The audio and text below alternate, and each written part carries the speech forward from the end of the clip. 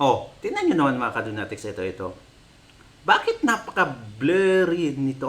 I'm not sure ha. I'm not saying this is fake. Magkaiba yung angulo or magkaibang video. Kasi sabi ni Jason parang sinabi niya doon mga kadunatics na magkaibang video ni Claire Castro at ni BBM. Parang pinagsama. I don't know. Marcos Jr. lumabas na mga kadunatics. But something is wrong.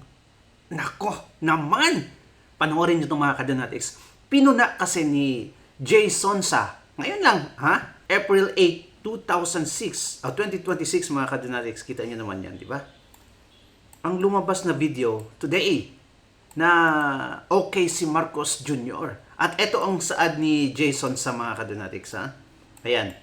Auntie Claire, mas maganda marahil kung sa susunod ay ipaayos ninyong mabuti ang inyong balanse sa ilaw at camera opening sa green chroma key. Ito yung sa green screen mga kadunatics. Kagaya nito na nawawala yung background mga kadunatics kasi gumamit ako ng green screen para hindi masyadong halata ng mga mapanuring mata ang iyong video curation sa kunwari ay one-on-one interview. So what do you mean by this mga kadunatics? Parang ibig sabihin ni Jason dito na ang tawag dyan, magkaibang video ito? Magkaiba. Auntie Claire, mas maganda marahil kung sa susunod ay ipaayos nyo mabuti ang iyong balanse sa ilaw at camera opening sa green chroma key para hindi masyadong halata ng mga mapanuring mata ang iyong video curation sa kunwari ay one-on-one interview. Mamaya-maya mga kadunatics, panoorin natin yung video. Bakit? Bakit nasabi ito ni Jason sa mga kadunatics na magkaibang video ito? At dito sa comment section mga kadunatics, ito, may nag-comment dito at basahin natin. Ayan. Para lahat paldo. Okay. Ang halata naman na talaga ay AI, malabo ang background tas si Auntie Claire parang mas stiff neck. Di nagalaw. Parang stiff neck daw mga kadunatics. So, we don't know. Okay, at may isa pang video dito, photo, pina-generate talaga niya yung photo or yung screenshot kung kailan ito nakuha. At ito ang sabi, i-open na natin itong message na to, comment na to. Ayan, sabi niya dito, okay? In-screenshot niya, tapos sinend niya sa ChatGPT. When was this video taken? Okay, ang sagot ni ChatGPT, ito. No, I think Gemini. This video was taken on February 1, 2026. Okay, same video mga kadunatics na inilabas nila today. The clip is from a vlog posted by Philippine President Ferdinand Bongbong Marcos Jr. on his official social media pages. In the video, he explains his recent weight loss and physical appearance to a member of his staff, the woman seen in the video. Okay, so bakit ipinalabas to ngayon? Bakit ipinalabas to ngayon mga kadunatics na at mainstream media pa talaga ang nag-upload? Kaya nga mga kadunatics, binisita ko yung February 1 kasi saan ng Gemini, sabi niya, February 1 daw mga kadunatics kinuha yung video. So, pinuntahan ko yung official page ni Bongbong Marcos. February 1. Oh, eto. Same nga mga kadunatics, Same yung eyeglasses, same yung polo, may ballpen. Same yung hairstyle. Well, ano kaya mga kadunatics? I-play natin later yung video na yon. At eto, play lang natin saglit itong video na sa official page niya. Ayan, ako naman. Kumusta po kayo? Sana ay nasa mabuti kayong kalagayan. Ako naman, eto, nagre-recover na rin. Pero maganda ang assessment ng mga doktor, nothing serious, kailangan lang magpalakas ulit. Namayat na nga ako at sabaw lang ang binibigay sa akin ng ilang araw. Mabuti na yan at para akong nagdieta. Okay. Yun lang mga kadonatics ha. Short clip lang. So, same. Tama kaya yung sabi ni Gemini mga kadonatics na February 1 itong video na to. Kasi kung panoorin mo tong video na inilabas ng Malacanang at in-upload din ng isang mainstream media, eto mga kadonatics, ay talagang something is wrong. Ha? Palakihan natin tapos panoorin natin mga kadonatics. Ayan. Para totoo nga yung sabi ni Jason sa nang nag-comment na bakit blur yung mga papel. Blurry talaga yung mga papel mga kadonatics. I don't know ha. Play natin. Ayan. Okay. Sir, the meeting lasted for more than 1.5 hours. Yeah. So, ang tanong natin, sir, isa't kalahating oras. So, para sa mga kababayan nagmamahal sa iyo, sir. Nagmamahal. Kamusta po May ang nagmamahal pala. Okay. kalusugan? Ganun pa rin. Yun Ganun pa na rin. Tingnan nyo naman mga kadonatics ito. Bakit napaka-blurry nito? I'm not sure ha. I'm not saying this is fake.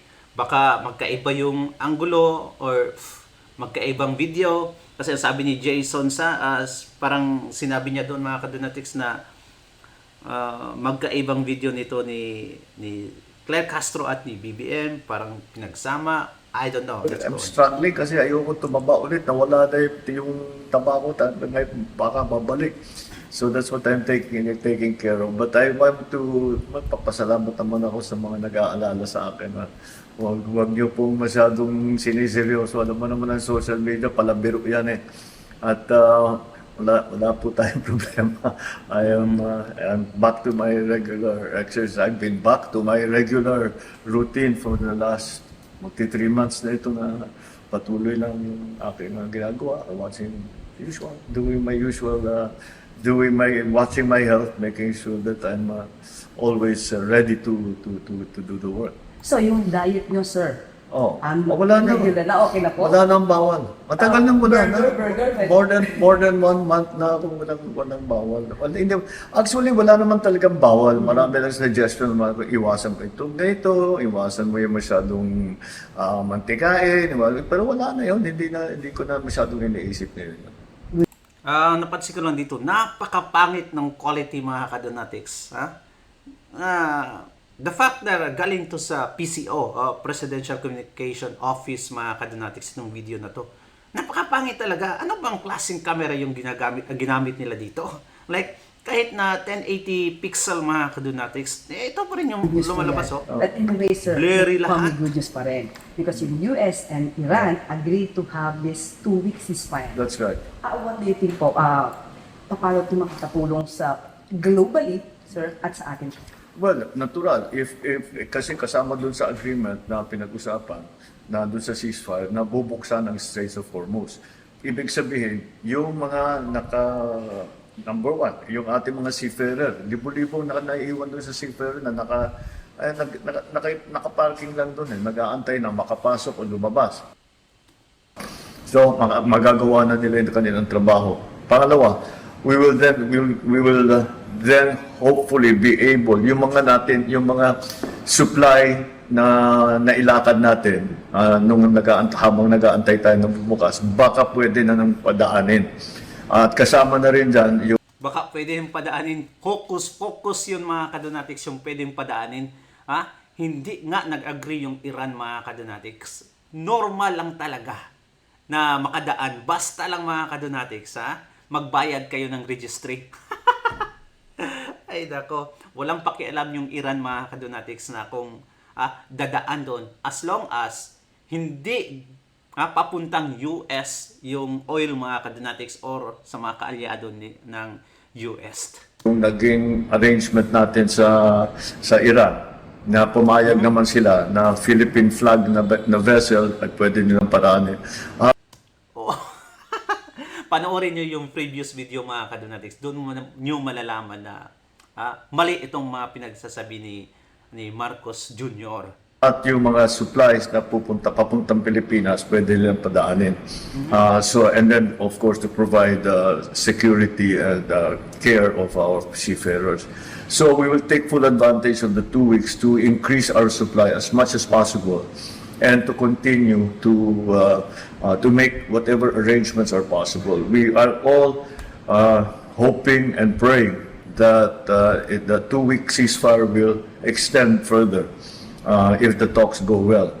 I think that everybody around the table is willing and desirous, gusto nila na matapos na itong gulo na ito.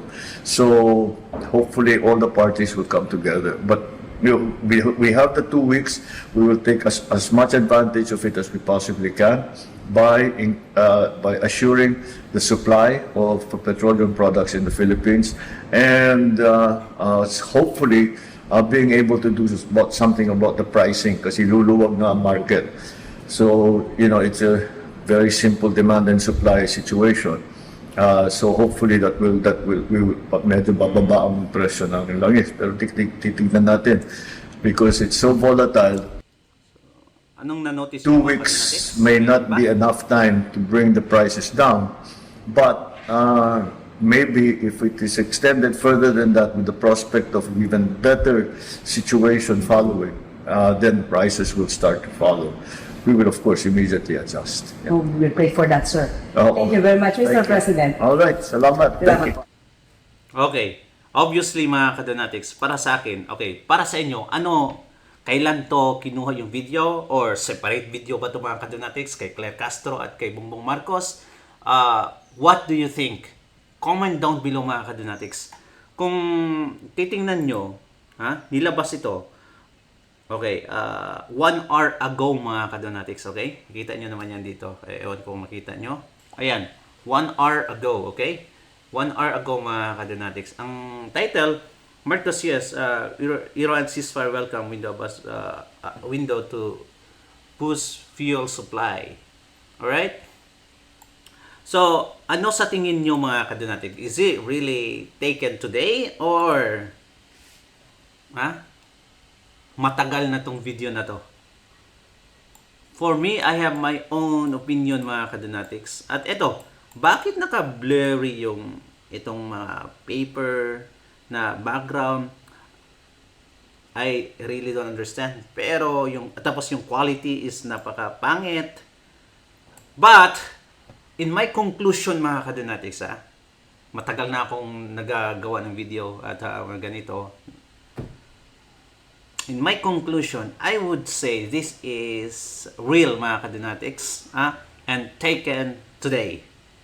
Or maybe yesterday, I don't know, but this is today mga kadonatics. At makikita mo dito na parang wala namang, siguro, walang sakit? Or, I don't know, may sakit talaga mga kadonatics, pero hindi naman, makikita mo sa imahe niya, hindi naman siya nangihina mga kadonatics. So, I therefore conclude, I may be wrong mga kadonatics.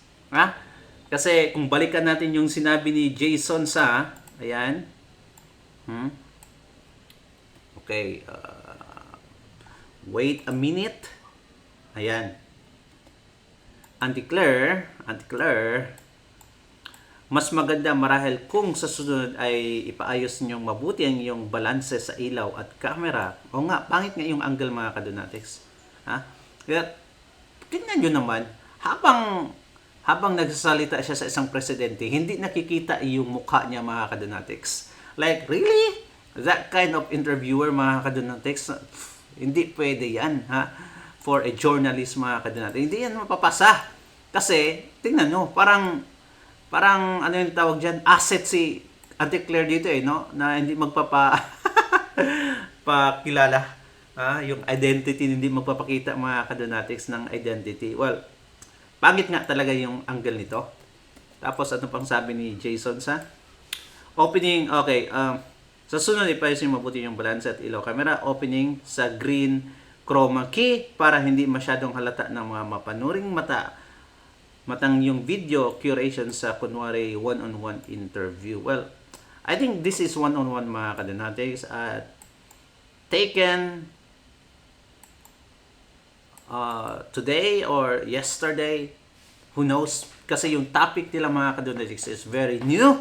And at sa huli, nakipagkamay si Claire Castro at hindi talaga nakikita yung mukha niya dito. Anyway, comment down below at babasahin natin yan mga Kadonatics kung anong sa tingin nyo. But, hocus pocus, may inilabas ang isang Kadonatics natin na isang vlogger din mga Kadonatics na nag-live si Bongbong Marcos, pero yung live na yun is the same live mga Kadonatics nung nakaraang taon. Same angle, same lahat mga Kadonatics, same yung tao na kasama niya. Well, dami talagang focus na nangyayari sa Malacanang. At pati tuloy tayo mga Kadonatics, nahihirapan mag-encrypt or mag-decrypt mga Kadonatics sa mga issue na ito. Thank you so much and God bless you mga Kadonatics. Ingat palagi at don't forget to like and subscribe. Bye-bye.